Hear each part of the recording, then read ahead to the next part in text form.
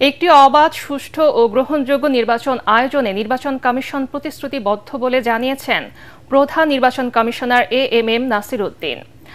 রাজধানীর আগারগাঁওয়ে নির্বাচন কমিশনের সম্মেলন কক্ষে সুশীল সমাজের প্রতিনিধিদের সংলাপের শুরুতেই তিনি এই কথা বলেন। জানান, জোরে সোরে আগামী নির্বাচনের প্রস্তুতি নিচ্ছে কমিশন।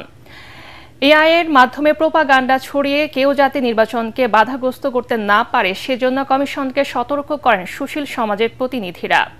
রিপোর্ট আদ্দিন সজীবের। ত্রয়োদশ জাতীয় সংসদ নির্বাচন সামনে রেখে অংশীজনদের সঙ্গে সংলাপ শুরু করল নির্বাচন কমিশন। প্রথম দিনে সুশীল সমাজের প্রতিনিধিদের সঙ্গে আলোচনার টেবিলে কমিশন শুরু হয় সকাল 10:30টায়।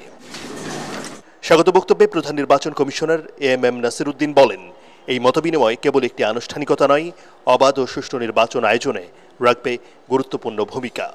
আমাদের নারী ভোটারদের সংখ্যা ছিল অনেক কম, 30 লক্ষ ডিফারেন্স ছিল, অথচ আমাদের কিন্তু অলমোস্ট 50% কিন্তু নারী, কিন্তু 30 লক্ষ ভোটার কম ছিল।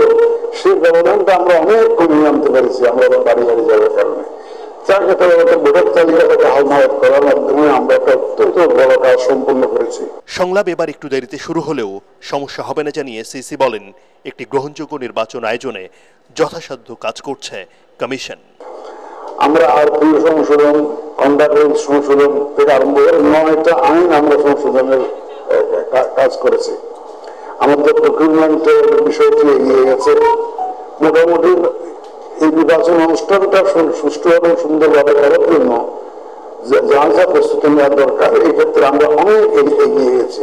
পরে একে একে বক্তব্য রাখেন সুশীল সমাজের প্রতিনিধিরা।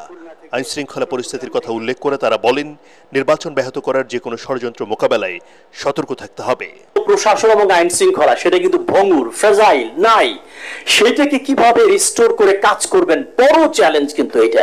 এবং চেইন অফ কমান্ড ভেঙে গেছে, বললেই কথা শুনছে না অনেক জায়গায়। কোড অফ কন্ডাক্ট, এই ব্যাপারে আমরা দেখেছি প্রত্যেকবার আমরা সন্তুষ্ট হতে পারিনি। তো আপনারা যদি প্রথম থেকেই মানে শক্ত স্টেপ নেন এবং যে কোনো স্খলনে দৃষ্টান্তমূলক ব্যবস্থা নিতে পারেন, এই রক্তচক্ষু নিক্ষেপ করতে পারেন, তাহলে কিছুটা শান্তিপূর্ণ হতে পারে। মাসব্যাপী এই সংলাপে পর্যায়ক্রমে রাজনৈতিক দল, গণমাধ্যম প্রতিনিধি, নির্বাচন বিশেষজ্ঞ, পর্যবেক্ষক ও জুলাই যোদ্ধাদের সঙ্গে মতবিনিময় করবে কমিশন।